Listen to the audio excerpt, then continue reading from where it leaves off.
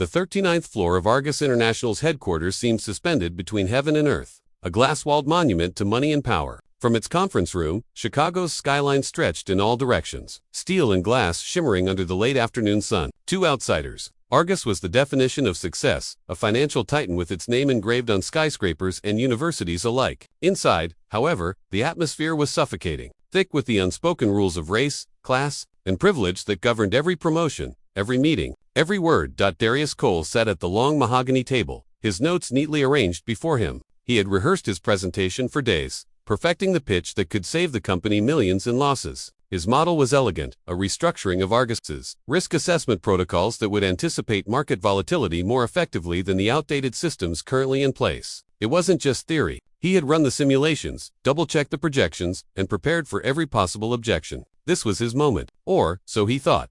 The executives filed in, one by one, their tailored suits whispering wealth, their leather shoes striking the polished floor like declarations of ownership. Darius was the only black analyst in the room, the youngest by at least 10 years, and the only one who had arrived without an assistant carrying his laptop or his coffee. He had grown accustomed to the way conversations dipped when he entered, to the guarded smiles and the subtle narrowing of eyes that said without words, "You're tolerated here, but you don't belong." At the head of the table sat Richard Hawthorne, Argus's chief executive officer, white-haired, silver-tongued, a man who looked like he had been carved out of privilege itself. Hawthorne was revered in financial circles as a visionary. To Darius, he was a gatekeeper, the embodiment of the barriers black employees at Argus had faced for decades. Next to him, sipping sparkling water with lime, was Victoria Prescott, head of human capital, whose reputation for cultural fit hiring had earned Argus a homogeneity that was hard to miss. Rows of white men in navy suits with identical cuffs, punctuated occasionally by a woman whose skin never strayed far from pale. Darius took a steadying breath when Hawthorne gestured toward him with the air of a king granting permission. Darius stood and began. "Thank you for your time. Over the last 6 months, I've been analyzing patterns in our risk management algorithms. The current model has consistently underestimated volatility in emerging markets, particularly those with fluctuating political climates. This blind spot has cost us." "Hold on," a voice cut in. It was Martin Graves, Senior Vice President of Investments. He leaned back in his chair, arms crossed, eyes glinting with condescension. "Are you saying our current system, which has been the industry standard for a decade, is flawed?" Darius kept his tone measured. "I'm saying the markets have changed, and we haven't adapted quickly enough. My projections show that if we restructure our protocols, we could mitigate potential losses by..." But before he could finish, another executive, Charles Donnelly, interrupted. "Interesting. I've been thinking along the same lines. In fact, I mentioned something similar in last week's strategy session, didn't I?" He turned to the others, fishing for agreement. Heads nodded politely. Darius froze. He had been in that strategy session. Donnelly hadn't said a word about emerging markets. Yet, here he was, hijacking Darius's work with casual audacity.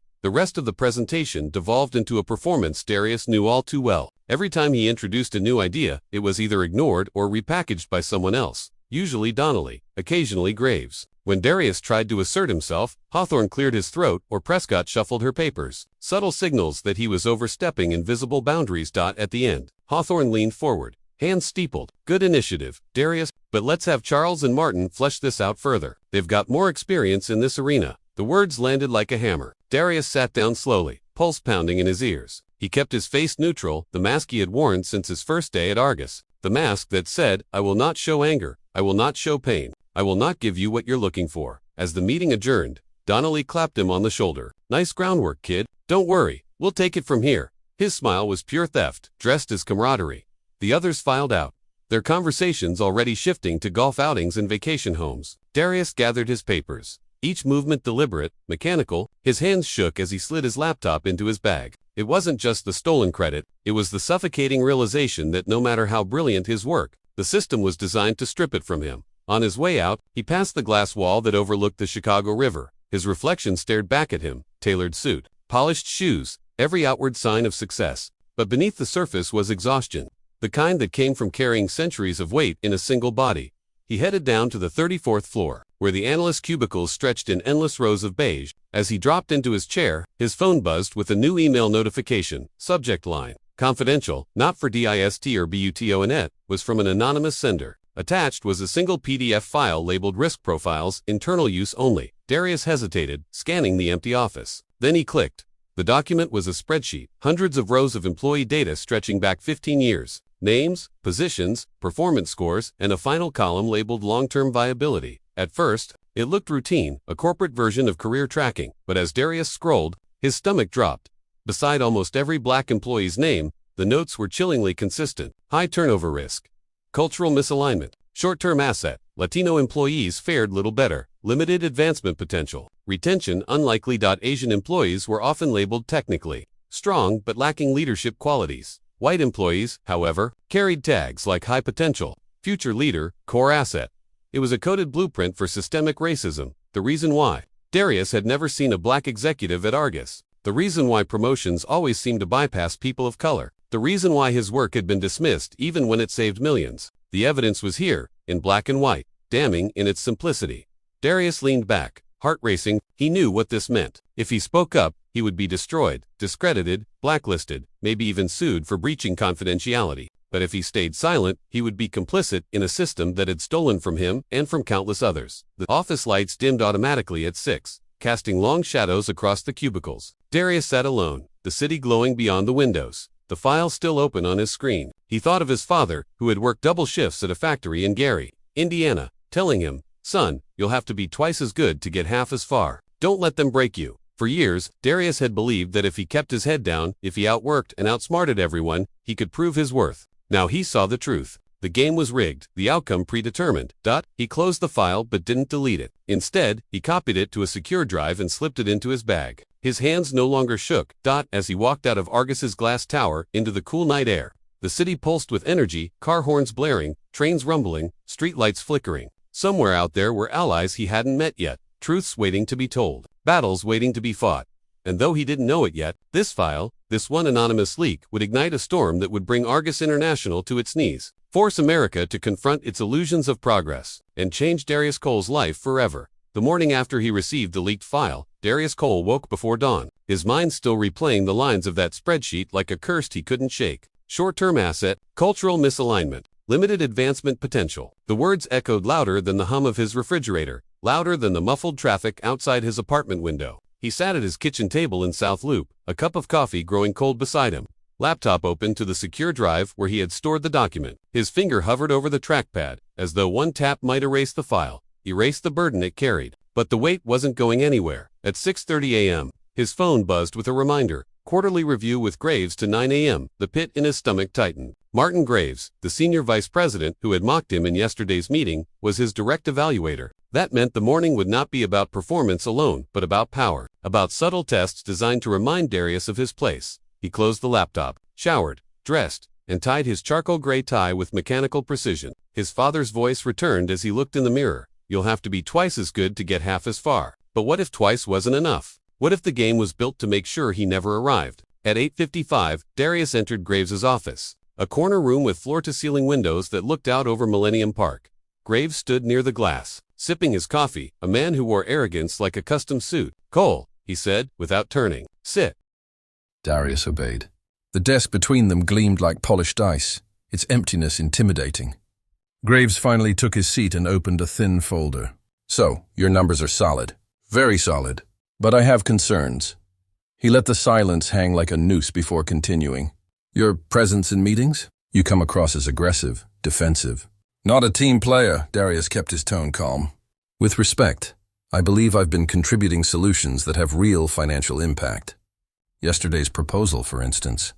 Graves cut him off with a smirk. "Yesterday's proposal? Cole, you're still green. You don't have the gravitas to lead those conversations. Donnelly and I will refine the idea.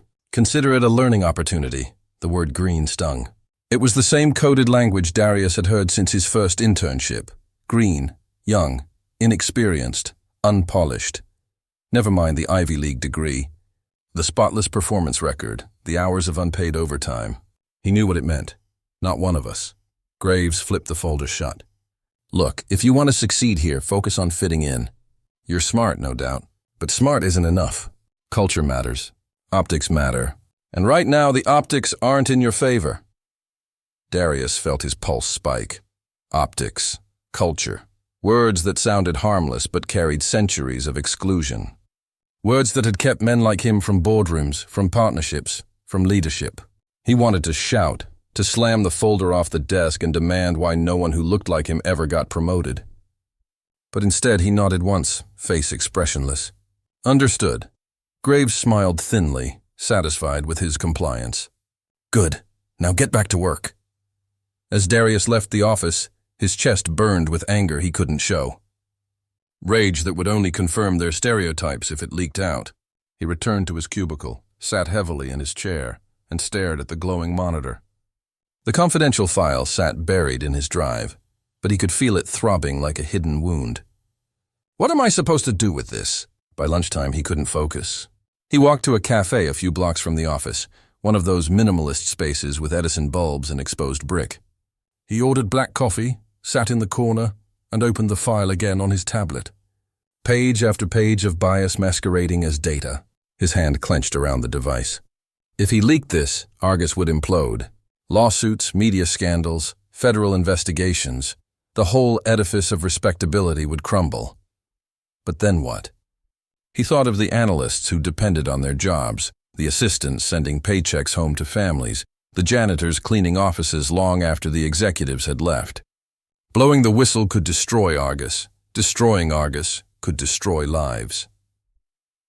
The bell above the cafe door chimed, pulling him from his spiral. A woman entered, tall with box braids pulled back neatly, wearing a navy trench coat and carrying a leather satchel. She ordered tea, glanced around, and for a moment her eyes landed on him. Recognition flickered. She walked over. Darius Cole? He looked up, startled. Yes? She extended a hand. Naomi Parker, Chicago Tribune. We met briefly at the community finance panel last spring. Memory clicked. She had moderated the event, sharp questions delivered with poise. He shook her hand. Of course. What brings you here? She smiled knowingly. Let's just say this cafe is where half the city's secrets get exchanged. Mind if I join you? He hesitated, then nodded. She sat, setting her tea down. You look like a man carrying a weight. He stiffened. I'm just on my lunch break. Naomi leaned forward, lowering her voice. Look, I don't know what you're holding back, but I cover corporate accountability. Argus International's name comes up more than you'd think, and not in flattering ways. If you ever want to talk off the record... She slid a card across the table. I'm here. Darius stared at the card, her name embossed in clean black letters. His instinct screamed to shut the conversation down, to deny everything, to retreat into silence. That was the safer path, the one drilled into him since childhood. Don't make waves. Don't give them a reason. But another voice whispered louder now. If not you, who? Naomi stood, sensing his hesitation. No pressure. Just think about it. She left, the bell chiming again as the door closed behind her. Darius picked up the card, running his thumb across its edge. The dilemma crystallized. Silence meant survival, but also complicity. Speaking out meant sacrifice, but also truth. That evening, he took the long way home, walking the riverwalk as the sun bled orange over the water. Couples strolled hand in hand, tourists snapped photos, children laughed as they chased pigeons. Life went on as if nothing was wrong, as if justice wasn't rotting in the skyscrapers above. His phone buzzed with a new email. Unknown sender again, subject line, do not trust them. They will bury you. Attached was a second file. This one contained emails, internal Argus correspondence, some over a decade old. In one, Prescott had written to Hawthorne about limiting exposure to high-risk hires from minority groups. Another bluntly described black employees as best suited for junior analytical roles. Not leadership. Darius stopped walking, his breath catching. It was worse than he imagined. This wasn't just coded language hidden in spreadsheets. This was intentional, deliberate, undeniable, and someone on the inside wanted him to have it. He slipped the phone back into his pocket, pulse racing. Somewhere between the glass towers of Argus, a silent ally existed. Maybe more than one. Whoever they were, they had chosen him as the vessel for truth. For the first time, Darius understood the magnitude of his role. He was standing at a crossroads that could alter not only his own life, but the lives of thousands of employees, maybe the trajectory of corporate America itself. The whistleblower's dilemma was no longer abstract. It was here, pressing down on him with the full weight of history. And as the city lights flickered on around him, he knew there was no path forward without sacrifice. The following week unfolded like a fever dream. Darius moved through Argus's glass corridors with the outward calm of any analyst grinding through spreadsheets, but beneath the surface, his nerves burned raw. The second leak, those damning emails, had transformed his unease into urgency. He could no longer pretend this was just about him. The system was rotten at its core, and someone inside Argus was practically begging him to expose it. On Tuesday evening, after hours of hesitation, he texted the number on Naomi Parker's business card. "This is Darius Cole. Can we talk?" Off the record, her reply came within seconds. "Name a place, somewhere safe." They met the next day at a quiet diner on the south side, far from the downtown towers. The kind of place where the clink of cutlery and the hum of old jazz on the radio provided cover for serious conversations. Naomi arrived in a dark green coat, a leather notebook tucked under her arm. She slid into the booth opposite him, eyes sharp, but her voice was gentle. "I wasn't sure you'd reach out," she said. "I almost didn't," Darius admitted. His hands gripped his coffee mug like a lifeline. "But what I've seen, it can't stay buried," Naomi leaned in. "Then tell me everything." He hesitated.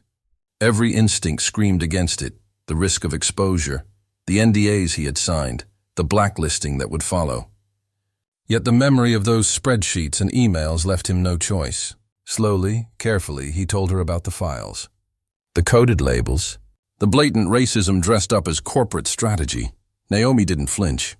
She scribbled notes, asked precise questions, but mostly she listened. When he finished, she closed her notebook. "Darius, what you're describing isn't just bias.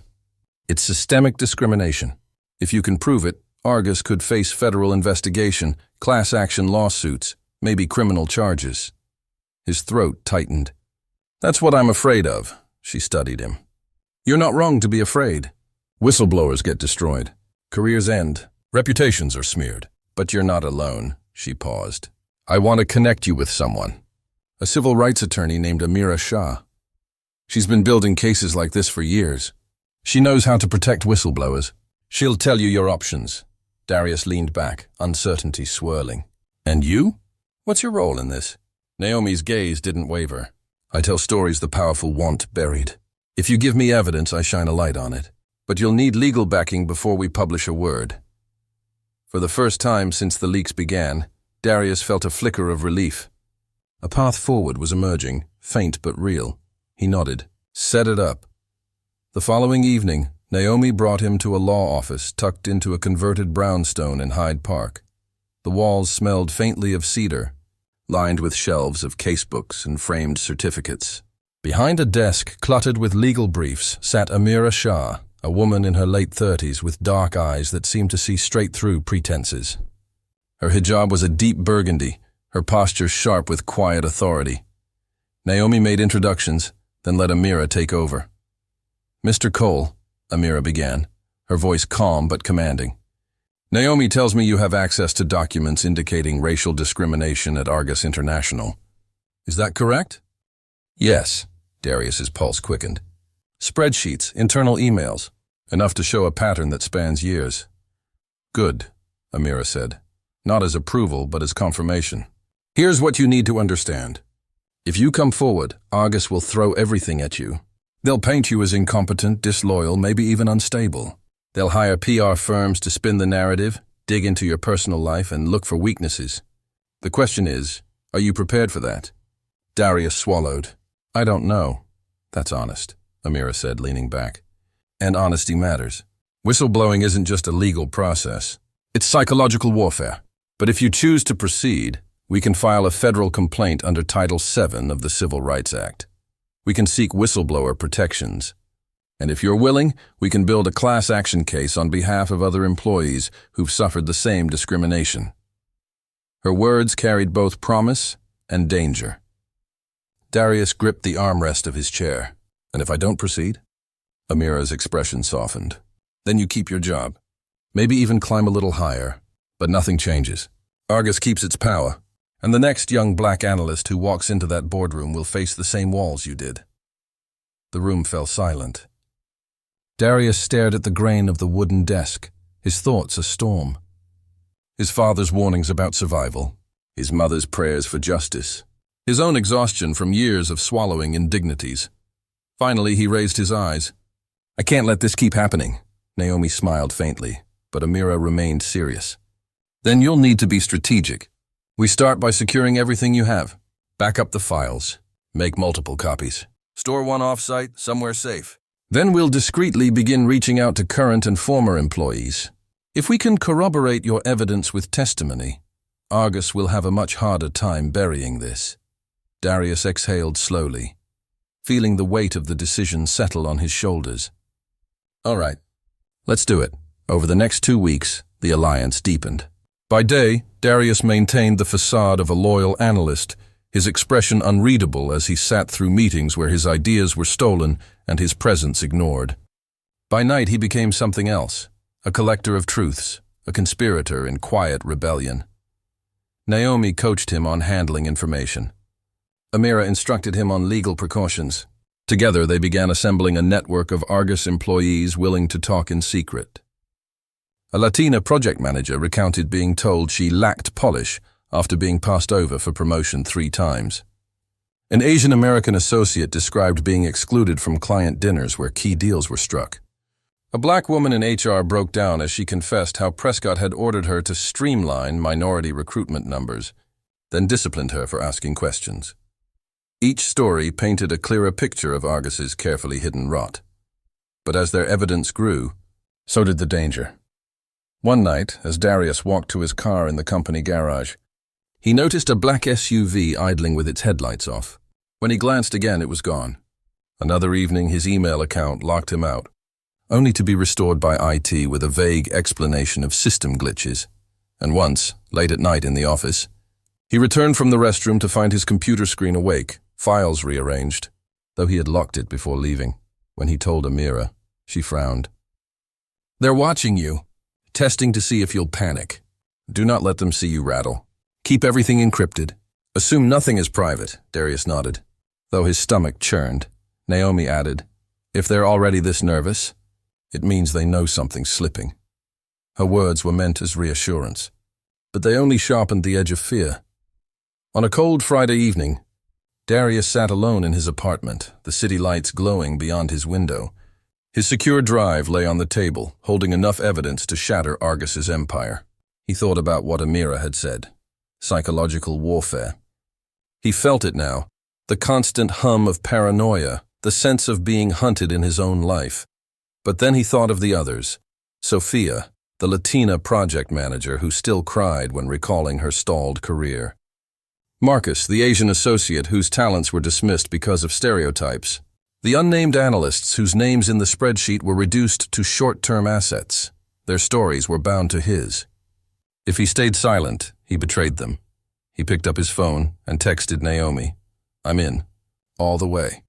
Her reply came swiftly, "Good, because the storm's about to break." The storm began with a whisper, on a Monday morning that seemed like any other. Darius swiped his badge at Argus's marble lobby, only to feel the air shift. Conversation stopped when he passed. Smiles that once masked indifference now hid something sharper, something watchful. By the time he reached his desk, an email awaited him from HR. "Please report for a routine compliance interview at 11 a.m. He knew better. Nothing about this was routine. At precisely 11, he entered a conference room where 2 HR managers sat waiting, accompanied by a man he recognized from corporate security. The blinds were drawn, the table bare. The senior HR manager, a blonde woman with a smile carved too precisely, gestured for him to sit. "Darius," she began, "we've received some troubling feedback regarding your recent performance and conduct. Before we proceed, I want you to know this conversation is confidential." He bit back a bitter laugh. "Confidential?" At Argus, that word meant controlled. "What kind of feedback?" he asked evenly. She glanced at her notes. "Concerns about your teamwork, your attitude in meetings. Allegations that you've shared sensitive information outside the company." There it was, the real charge, hidden between corporate euphemisms. "They suspected him. I've done my job," he replied, voice steady. "And I haven't shared anything inappropriate." The security man leaned forward. Then you won't mind if we check your devices. Standard procedure, Darius's heart thudded. The secure drive was at home, hidden, but his work laptop contained traces. He forced a calm smile. You're welcome to check whatever IT already monitors, but I'm not surrendering personal devices without legal counsel. The HR manager's smile flickered. That won't be necessary, of course. This is just a precaution. They dismissed him with polite vagueness, but as he walked back to his desk, he felt the invisible net tightening. Argus had declared war. That evening, Naomi called him with urgency in her voice. It started. Argus just launched a background check on you, way deeper than standard. My sources say they've hired a PR firm that specializes in discrediting whistleblowers. Darius rubbed his temples. What does that mean? It means, she said grimly, they'll dig into everything. Your finances, your education, your personal life. Any old tweets, relationships, family drama. And if they don't find dirt, they'll manufacture it. As if to prove her point, the next morning brought another blow. A business gossip site ran a blind item about a disgruntled analyst at a major firm, accused of leaking client information for cash. No name was mentioned, but the description fit him too neatly. Colleagues whispered in corridors, glancing his way. By midweek, his manager summoned him for a performance review. Prescott sat in, expression smooth as glass. Darius, Prescott said, there are questions about your commitment to this firm. If you're unhappy, perhaps it's time to consider other opportunities. It was a threat wrapped in silk. Darius responded with equal composure. I'm committed to doing my work with integrity. Always. Prescott's smile didn't reach his eyes. Integrity is valuable. So is loyalty. Don't confuse the two. Meanwhile, Amira worked quietly in the background, filing preliminary complaints with the Equal Employment Opportunity Commission. She reminded Darius daily, document everything. Every threat, every strange encounter. Courts love patterns, but Argus escalated faster than even Amira predicted. Late one night, Darius returned to his apartment to find his door slightly ajar. Inside, nothing was stolen, but his desk drawers had been rifled through. His secure drive shifted from where he left it. A warning, not a robbery. His hands shook as he called Amira. They're trying to scare you, she said, voice steel over the phone. Don't take the bait. Double your precautions. Move your files. We'll increase legal pressure. Naomi, too, intensified her efforts. She began publishing general articles on systemic racism in corporate America, carefully avoiding Argus's name, but laying groundwork for the eventual reveal. One piece went viral, the hidden architecture of bias in America's boardrooms. Social media buzzed with stories from workers across industries, echoing Darius's experiences. But with visibility came risk. Anonymous emails began landing in Naomi's inbox. Stop digging or you'll regret it. Her editor received veiled legal threats. Still, she pressed forward, knowing the truth was clawing its way to daylight. Inside Argus, the counteroffensive grew bolder. One afternoon, an all-staff memo went out from Prescott himself. It spoke of recent attempts to mischaracterize our commitment to diversity and urged employees to remain vigilant against misinformation. It read like a call to arms, framing dissenters as enemies. That evening, Marcus, one of the junior analysts who had quietly confided in Darius, called in a panic. They questioned me today. Asked if I've talked to you. Darius, I can't afford to lose this job. My visa depends on it. Darius's chest tightened. Argus wasn't just targeting him. They were strangling his allies one by one. When he told Amira, she swore under her breath. This is textbook retaliation, which only strengthens our case. But it's going to get uglier. She was right. 2 weeks later, a glossy Argus press release hit the financial news cycle. Argus International announces record diversity investment. The firm pledged millions to minority scholarships and partnerships with nonprofits.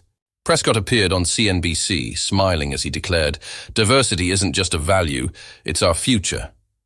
Watching the broadcast, Darius nearly threw his coffee mug at the screen. The hypocrisy was breathtaking. Argus was building a false narrative, positioning itself as a diversity leader, even as it crushed dissent behind the scenes. Naomi was livid. They're trying to control the narrative before it breaks. Classic damage control. But if we time this right, their PR stunt will backfire spectacularly. Amira added, "Optics don't change liability. If anything, this makes them look worse once the evidence drops." Still, the charade took a toll. Colleagues began treating Darius as radioactive. Conversation stopped when he entered a room. Projects he once led were reassigned without explanation. Invitations to client meetings vanished. He became a ghost in his own office, present but erased. One night, unable to sleep, Darius wandered the city streets until he found himself at the lakefront. The icy wind whipped across the water, numbing his face. He thought about walking away, deleting the files, erasing the evidence, begging Argus for forgiveness.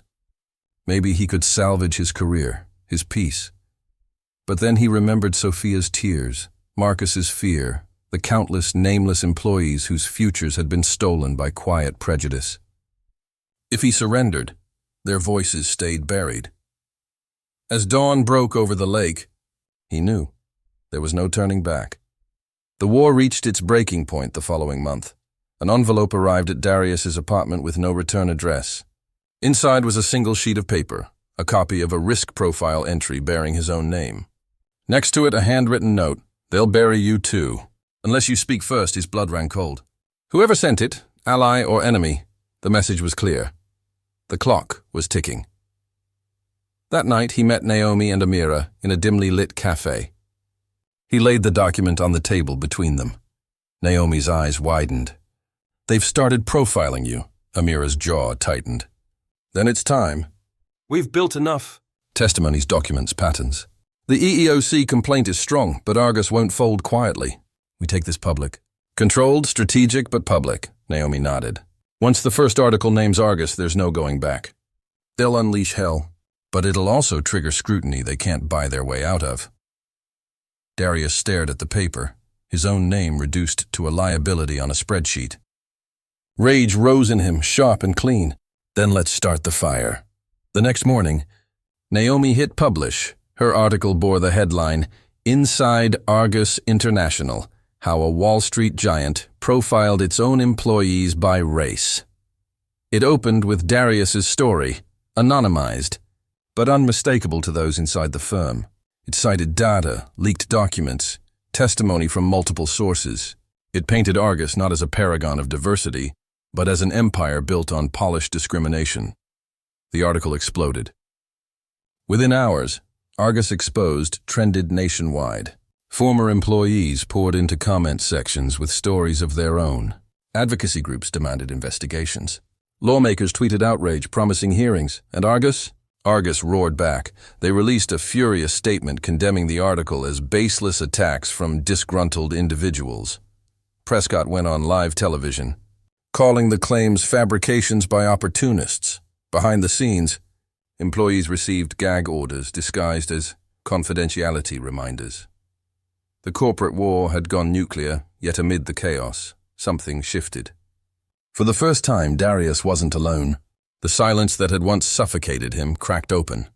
Voices rose, some fearful, some trembling, but voices nonetheless. The glass tower that loomed untouchable now had fissures running through its foundation. And Darius, once invisible in its shadow, stood at the center of a storm that could topple giants. The war had only just begun. The courthouse smelled faintly of disinfectant and history. Marble floors stretched endlessly beneath fluorescent lights, each step echoing with the weight of decisions made here for generations. On the morning of the trial, Darius walked through the heavy glass doors with Amira at his side. Cameras swarmed the entrance, journalists shouting questions, microphones thrust forward like weapons. "Mr. Cole." "Do you have proof of the allegations? Are you the whistleblower behind the Argus leaks? Did you leak confidential client data?" Darius kept his gaze straight ahead, the flashbulbs burning like fire across his vision. Amira lifted a hand, shielding him as security cleared a path. "No comment," she said firmly, her voice slicing through the chaos. "All questions will be answered in court." Inside, the atmosphere was no less charged. Reporters filled the gallery. Civil rights activists occupied the benches, their signs confiscated at the door but their presence undeniable. Argus's lawyers, a small army of men in tailored suits, occupied the opposite table. Prescott sat among them, his silver hair gleaming, his expression unreadable but his posture radiating arrogance. Darius took his seat beside Amira, his palms damp. This wasn't just about him anymore. The weight of every silenced employee, every stolen career, every coded spreadsheet now rested on his shoulders. The judge entered. All rise. The opening argument set the tone. Argus's lead attorney, a man with a voice like polished stone, spoke first. Ladies and gentlemen, this case is a fabrication. A disgruntled employee, facing termination for poor performance, has spun conspiracy theories to mask his failures. Argus International is a leader in diversity. Our record proves it. These so-called documents? Out of context, manipulated, unreliable. Do not let opportunists destroy a company that employs thousands and contributes billions to our economy. The words dripped with practiced confidence. Several jurors nodded slightly. Prescott's lips curled into a faint smile. Then Amira rose. She was calm, deliberate, her burgundy hijab framing her face with quiet strength. This case, she began, is not about one man's bitterness. It is about a system that for decades has quietly, deliberately, and systematically discriminated against its own employees based on the color of their skin. She stepped closer to the jury. We will show you Argus's own files. We will show you testimonies from employees silenced and punished. We will show you the truth Argus worked tirelessly to bury. And when you see it, you will understand. This is not one man's story. This is America's story. Her words landed like thunder. The first week was testimony. Sofia Ramirez, the project manager who had been told she lacked polish, took the stand. Her voice trembled as she described being passed over for promotion after delivering multi-million-dollar results. They told me my work was excellent, she said, but that I wasn't the right face for leadership. When I asked what that meant, they said nothing. But everyone in the room knew what it meant. Next came Marcus Liu, the associate whose career had been stalled by invisible ceilings. He described exclusion from client dinners, being sidelined on projects he originated. They told me I wasn't aggressive enough, he said, his tone clipped. But when I spoke up, I was called abrasive. I was always the wrong thing, no matter what I did. The jury listened intently. Some scribbled notes, but it was when a former HR employee, Erica Daniels, took the stand that the atmosphere shifted entirely. She spoke of directives from Prescott himself. We were told to use risk profiles when reviewing minority employees. It was never written plainly, but the codes were clear. If someone was black or Latino, they were flagged as short-term asset or not executive ready. I questioned it once. 2 weeks later, I was reassigned to filing paperwork. Amira handed her a document. Ms. Daniels, is this one of the spreadsheets you're describing? Yes, Erica confirmed, her hands shaking as she held it up. I recognized the coding. I recognized the labels. Gasps rippled through the gallery. The spreadsheet projected onto the courtroom screen displayed names reduced to abbreviations, with columns marked in cold corporate language. NR, not ready. ST, short term. CF and cultural fit, no. And there, near the bottom, was Darius Cole's name. Beside it, ST asset, limited trajectory. Darius felt his throat close. Seeing it on the record, his career, his identity, reduced to a coded liability, was more brutal than he expected. He clenched his fists under the table. Amira's voice cut through the silence. Members of the jury, this is not speculation. This is not interpretation. This is Argus International's own language, its own evaluation of human worth, based not on performance, but on race. Argus fought back with fury. Their lawyers cross-examined witnesses aggressively, trying to paint each as disgruntled, incompetent, or bitter. Ms. Ramirez, didn't you fail to meet a deadline in Q4 of 2019? One asked smugly. Mr. Liu, isn't it true you received a below-average peer review? But Amira was relentless in redirect. One late deadline in a decade of exceptional performance. One negative review among dozens of stellar ones. Do these justify systemic exclusion? Or do they prove the excuses Argus clung to while burying talent? When Darius finally took the stand, the room held its breath. He described his years at Argus, the dismissals, the stolen ideas, the meeting where his presentation was handed to another man while he was silenced. He spoke of the night he found the spreadsheet, the sleepless weeks that followed, the choice to step forward. Why risk everything? the Argus attorney demanded during cross. Your job, your reputation, your future. Why destroy the company that paid your salary? Darius met his gaze steadily. Because silence is complicity. And I refuse to be complicit, the courtroom murmured. Even the judge's gavel couldn't suppress the swell of reaction. The climax came in the third week, when Amira unveiled the final piece of evidence, a series of internal emails. The screen lit up with words, "No PR spin. Could soften. We need to reduce minority leadership. Exposure. Too risky for client. Optics. Flagpole. Don't waste development. Resources. Push Ramirez back another cycle. She's not a fit for the executive brand, and most damning of all from Prescott himself. Our image is diversity. Our reality is control. Keep it that way." The gallery erupted.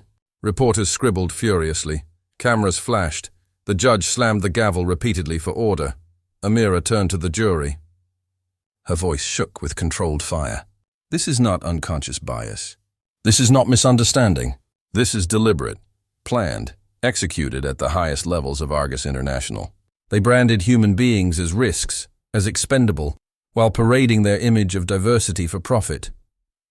This is the architecture of systemic racism laid bare. The Argus attorneys looked rattled for the first time. Prescott's face remained stone, but his knuckles whitened on the table. Closing arguments burned with intensity.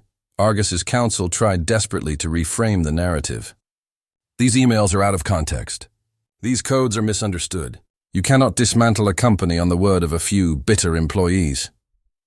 But their words sounded hollow against the mountain of evidence. Amira's closing was short, deliberate, devastating. Do not be distracted. Do not let spin cloud what you've seen with your own eyes. Argus told you who they are. Believe them. She paused, scanning the jury. And now it is your turn to decide. Will you endorse their system? Or will you say, with your verdict, that no company is above accountability? The jury deliberated for 3 days. The waiting was torture. Darius barely slept, replaying every testimony, every glance from the jurors. Naomi called nightly, her voice both comfort and tension. The whole country's watching, she said.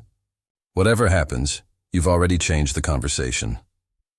On the fourth morning, the verdict came. All rise. The foreperson stood, a slip of paper in hand. The courtroom fell silent. In the matter of Cole versus Argus International, on the claims of systemic racial discrimination, hostile work environment, and retaliation, we, the jury, find in favor of the plaintiff. The words struck like lightning. Gasps, shouts, tears. The foreperson continued, voice steady. We award damages of $280 million to be distributed among affected employees in a class action settlement. We further recommend federal oversight of Argus International's employment practices. Darius closed his eyes as the weight lifted. Around him, Sophia sobbed openly. Marcus gripped his shoulder. Amira exhaled deeply, her hands finally unclenching. Naomi scribbled furiously, already imagining the headline, Justice at Last, Argus Found Guilty. Prescott sat motionless, face drained of color. For the first time, the Titan looked small. Outside, the courthouse steps erupted in celebration. Activists cheered. Reporters swarmed. Microphones thrust forward, questions shouted. Mr. Cole, how do you feel? What does this mean for corporate America? Do you regret blowing the whistle? Darius, surrounded by Amira and Naomi, spoke clearly into the sea of lenses. I didn't do this alone. I stand on the shoulders of everyone who spoke when it was easier to stay silent, of everyone who endured what should never have been endured. This isn't the end. It's the beginning. Argus was just one tower. There are more. But today, we proved they can fall, the crowd roared. In that moment, as the chants of justice rose into the cold Chicago air, Darius knew. The reckoning had begun, and nothing would ever be the same again. The verdict rippled across the nation like a thunderclap. Within hours of the jury's decision, news networks ran live coverage of the courthouse steps. Headlines screamed across screens and feeds. Argus found guilty of systemic racism. 280 million class action settlement rocks Wall Street. Corporate diversity image exposed as fraud. For Darius, the whirlwind felt surreal. The morning after, he woke in his small apartment to the sound of his phone buzzing nonstop. Missed calls from reporters, emails from advocacy groups, messages from strangers thanking him, calling him brave, telling him their own stories of discrimination. He sat on the edge of his bed, staring at the flood of words. Brave, hero, trailblazer. But beneath the noise was exhaustion so deep it clung to his bones. He wasn't a hero. He was just a man who couldn't stay silent anymore. And though the verdict was victory, it had come at a cost he couldn't yet calculate. In the weeks that followed, Argus International unraveled. The board of directors forced Prescott to resign under public pressure. His exit statement, released to the press, blamed a campaign of misinformation, but carried no apology. Federal regulators opened investigations into Argus's practices, and several states launched their own inquiries. Stockholders fled. Within 3 months, the company's market value had plummeted by nearly half. Executives scrambled to salvage what remained. They hired a new CEO, a woman of color with no ties to Prescott's regime, hoping to reset the image. They promised independent audits, transparency initiatives, mandatory bias training. But the brand was poisoned. Clients withdrew contracts, unwilling to be tainted by association. Argus remained standing, but its tower of glass was now scarred with cracks visible to the world. For employees who had endured years of quiet discrimination, the change was bittersweet. Some celebrated openly, their voices finally heard. Others, still fearful, kept their heads down, wary of retaliation that might continue in subtler forms. But one thing was certain. The silence had been broken. For Darius, the aftermath was complicated. He no longer worked at Argus. That chapter had closed the moment he testified. The class action settlement included compensation for him, but money felt hollow against what he'd lost. Years of career momentum, colleagues who now avoided him, the sense of safety he once carried through daily life. He received job offers from other firms, some genuine, others transparent attempts at PR optics. He declined them all. Instead, he spent his days working with Amira and Naomi, speaking at universities, community forums, and corporate events. He told his story not with triumph, but with raw honesty, describing the fear, the isolation, the retaliation. "Whistleblowing isn't a movie," he said at one panel. "It's not applause and victory. It's sleepless nights, constant paranoia, wondering if you've destroyed your life. But silence is worse. Silence destroys generations." Audiences listened, some with tears, some with rage, all with a sense that something fundamental had shifted. Naomi's reporting won awards, but she cared less for accolades than for impact. Her series on Argus became required reading in journalism schools, a case study in how systemic injustice hides behind corporate polish. She continued to investigate other firms, her reputation now synonymous with fearless reporting. Yet she often reminded Darius, "The real story isn't me. It's you and everyone who lived through it." Amira, meanwhile, became a national figure. The Argus trial established precedent for future cases, and she found herself inundated with requests from employees at other corporations. She chose carefully, wary of spreading herself too thin, but she never forgot the alliance forged in that Hyde Park office. "This was never just one case," she told Darius. "It was a blueprint, but not all aftermath was victory." Darius lived under constant scrutiny. Strangers recognized him on trains, sometimes offering thanks, sometimes hostility. He received death threats from anonymous sources, some calling him a liar, others branding him a traitor to corporate America. He learned to check his locks twice at night, to scan rooms for exits. Relationships suffered. Friends grew distant, unsure how to engage with the man whose name filled headlines. Dates ended quickly when conversation turned to the trial. Even family gatherings carried tension. His father, who had once warned him about survival, now embraced him with pride, but also fear. "You did right, son," he said softly, "but the world punishes rightness." His mother lit candles every Sunday, praying for his protection. Yet amidst the scars, transformation bloomed. Legislators cited the Argus case while drafting new bills to strengthen protections for whistleblowers and to enforce diversity transparency in corporations. Several Fortune 500 companies preemptively released their demographic data, terrified of being the next Argus. Shareholders began pressing boards with harder questions about equity and accountability, and for young professionals of color, the verdict became a rallying point. Student organizations invited Darius to speak, telling him his fight gave them courage to demand better from internships, recruiters, professors. In cities across the country, quiet conversations about workplace discrimination grew louder, bolder. The reckoning was not complete, but it had begun. 1 year after the verdict, Darius returned to the plaza outside Argus's headquarters. The glass tower still rose against the Chicago skyline, but its aura of invincibility was gone. Protest banners still occasionally appeared on its steps. Tourists sometimes stopped to take photos of the building that had become a symbol of corporate racism exposed. He stood there for a long time, staring up at the windows where he had once sat, silent and invisible. The memories came in waves, the stolen presentations, the coded spreadsheets, the meetings where his voice was drowned. He thought of the countless hours he had doubted himself, wondered if he was imagining it, if maybe he just wasn't good enough. But the trial had proven otherwise. The problem wasn't him. It was the system, and systems, however powerful, could be broken. Naomi joined him, a notebook tucked under her arm. "Feels different, doesn't it?" she asked. "Yeah," he said quietly. Like the building shrank, she smiled faintly. "It didn't shrink. You grew." That night, he wrote in his journal, something he had neglected for months. Justice isn't an endpoint. It's a beginning. The trial ended, the verdict landed, but the work keeps going. Argus wasn't the only tower. There are others, taller, darker, waiting to be cracked open. Maybe I'll help tear them down. Maybe others will. But I know this. Silence is no longer an option. He closed the journal, placed it on the shelf beside the secure drive that had once terrified him. The drive was obsolete now, its files already burned into public record, but he kept it as a reminder of fear and of courage. The years ahead would not be easy. He knew this. Change was slow, resisted at every turn, but for the first time, Darius carried something heavier than fear, hope. Not naive hope, but tempered, weathered hope born from battle.